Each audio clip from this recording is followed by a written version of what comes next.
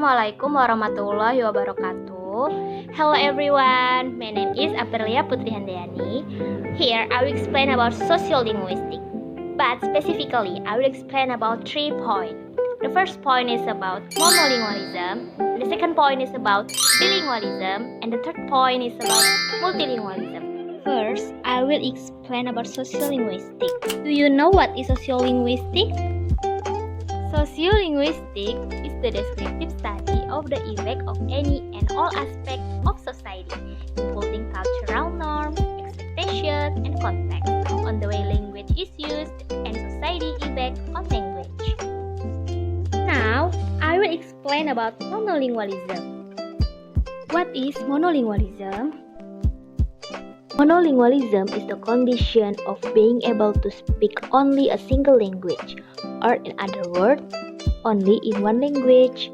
Monolingual is also said of a text, dictionary, or conversation written or conducted in only one language. Example, a person who only speaks English, or a book written only in English is an example of a book that would be described as monolingual. Next, I will explain about bilingualism. Do you know what is bilingualism? What is bilingualism? Bilingualism is the ability to master the use of 2 languages. An example of being bilingual is a person who can speak both English and Spanish. An example of bilingual is bilingual education, when student is taught in the English and the language of their native country.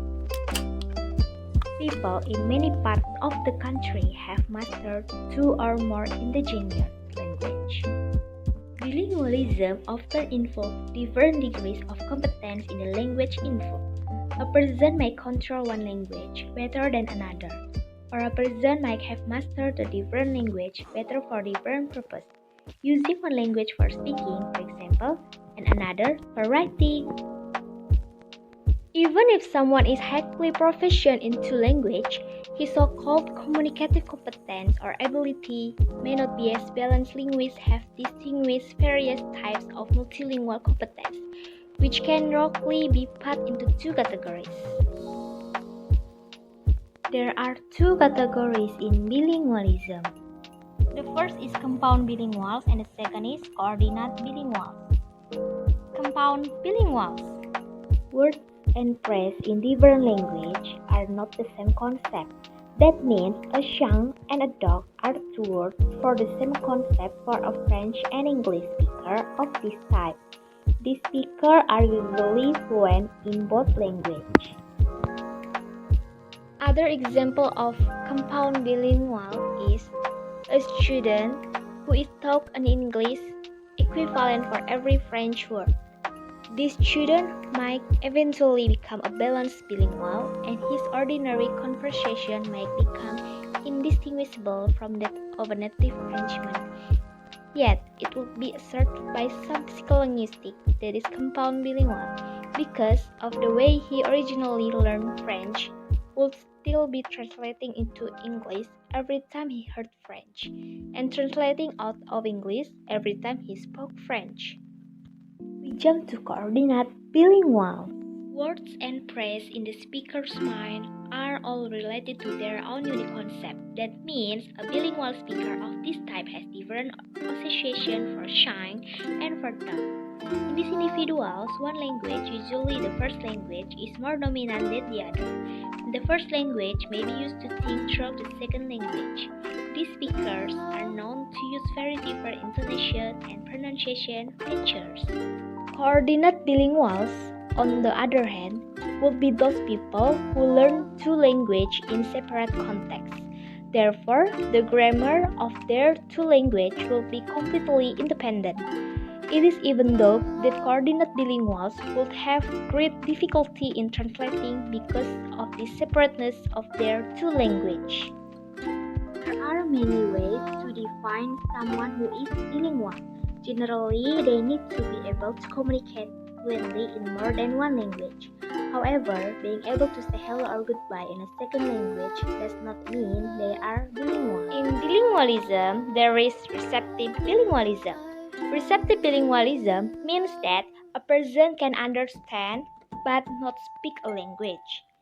This can happen, for example, in families where a child regularly hears a language, but no one interacts with the child in the language.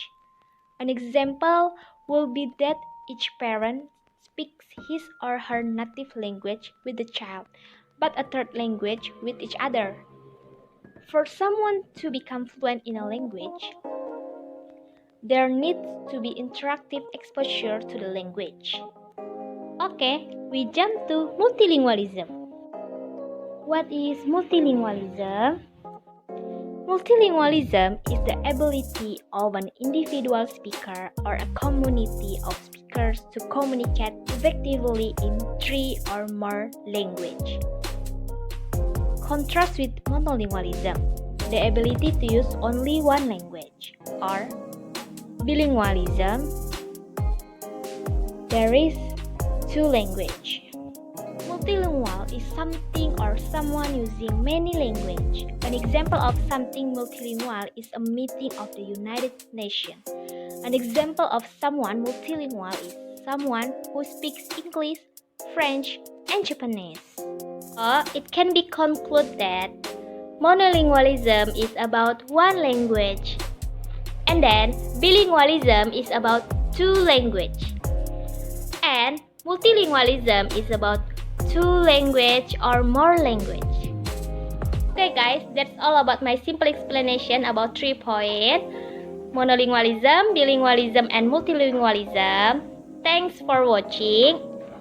Don't forget to like this video and comment down below. Thank you so much for your like. Wassalamualaikum warahmatullahi wabarakatuh.